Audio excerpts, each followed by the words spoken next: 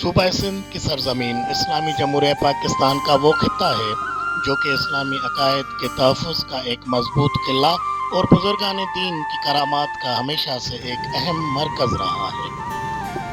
یہی وجہ ہے کہ صوبہ سندھ کے ضلع شکارپور کو روحانی پیشوا اور صوفیہ کرام کی سرزمین ہونے کا اعزاز حاصل ہے۔ تاریخی مقامات کی موجودگی اور اس کی خوبصورتی کی وجہ سے اس کو سندھ کا پیرس مانا جاتا ہے۔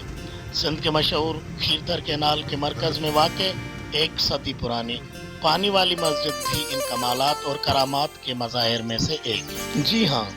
ضلع شکارپور کی تحصیل گڑھی یاسین کے ایک چھوٹے سے گاؤں مدھوجی وانڈ میں موجود یہ مسجد تاریخی اور تعمیری اعتبار سے ایک فنی شاہکار ہے، جو کہ ایک مشہور و معروف بزرگ حضرت تاج محمود امروٹی رحمۃ اللہ علیہ کی کرامت سے منسوب کی جاتی ہے۔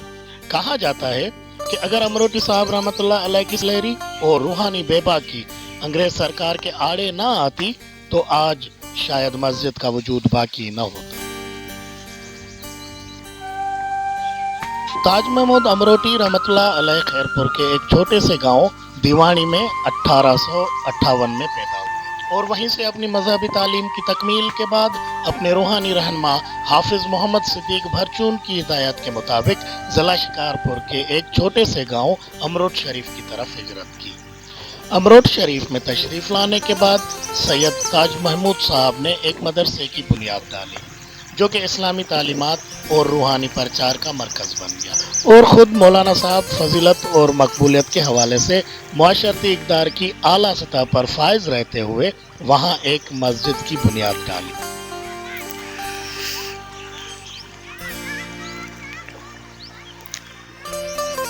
انیس سو 23 میں پاک و ہند کی تقسیم سے پہلے برطانوی حکومت نے بلوچستان کے غیر آباد علاقوں کو سیراب کرنے کی نیت سے کھیرتھر کینال کی تعمیر کا فیصلہ کیا، جس کی تعمیر حدوں کے اندر 2 جگہیں حائل ہو رہی تھی، جن میں سے ایک رہائشی علاقہ تھا اور دوسری امروٹ شریف میں بنی ہوئی وہ مسجد تھی جو کہ مولانا تاج محمود امروٹی رحمۃ اللہ علیہ کی اسلامی تعلیم و تفہیم کی روح رواں تھی، اور یقیناً کسی بھی قیمت پر اس کو مسمار کرنا مولانا صاحب کے نزدیک ایک ناگوار عمل تھا۔ مولانا تاج محمود امروٹی کے پوتے رشد اللہ شاہ امروٹی کی زبانی یہ معلوم ہوا کہ مولانا صاحب نے انگریزی سرکار سے بات کی اور ان سے کہا کہ مسجد گرانے کا خیال اپنے دل سے نکال دیں اور کوئی اور راستہ نکالا جائے۔ اس حوالے سے مولانا صاحب کی اس دور کے کلکٹر، انجینئرنگ ڈپارٹمنٹ اور اعلیٰ حکام کے ساتھ کئی دنوں تک خط و کتابت کا سلسلہ جاری رہا، جس میں مسجد نہ گرانے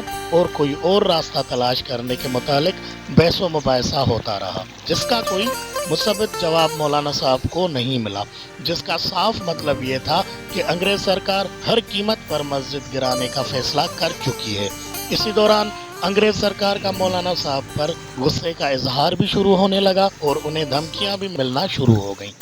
اور بالآخر انگریز سرکار بڑی بڑی مشینوں کے ہمراہ مسجد گرانے پہنچ گئی۔ جیسے ہی مشینیں مسجد کے پاس پہنچی خراب ہو گئیں، چلنے سے انکار کر دیا۔ انگریز حکمرانوں کے نزدیک یہ ایک غیر یقینی روحانی طاقت کا ایک مظہر تھا، کیونکہ اپنی ہر ممکن کوشش کے باوجود بھی مسجد کو چھو تک نہیں سکی۔ عجیب طرح کی گمبھیر صورتحال کا سامنا تھا۔ ایک طرف نہری نظام کے پروجیکٹ پر لگے کروڑوں روپے داؤ پر تھے، اور دوسری طرف مولانا تاج محمود امروٹی کی مذہبی عقائد کے ساتھ اللہ تعالیٰ کی نصرت شامل ہے۔ بالآخر مولانا صاحب کو انجینئرنگ ڈپارٹمنٹ کی طرف سے یقین دہانی کرائی گئی کہ کھیرتھر کینال کی تعمیر کے دوران مسجد کو کوئی آنچ نہیں آئے گی اور مسجد اپنی جگہ پر قائم رہے گی۔ مولانا صاحب اور انگریز سرکار کے درمیان باہمی رضامندی سے کام کا آغاز کیا گیا اور مسجد تک رسائی کی خاطر 30 فٹ لمبا اور 3 فٹ چوڑا پل تعمیر کیا گیا،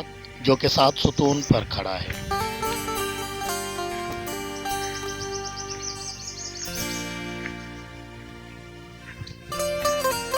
ایک طرف جہاں مسجد کی ظاہری خوبصورتی معنی رکھتی ہے، وہاں مسجد کے واش روم اور وضو خانے کی خستہ حالت بھی حکومت کی نظر اندازی پر ایک بہت بڑا سوالیہ نشان ہے۔ اگر ہماری محنت اچھی لگے تو پلیز لائک اور سبسکرائب ضرور کیجیے گا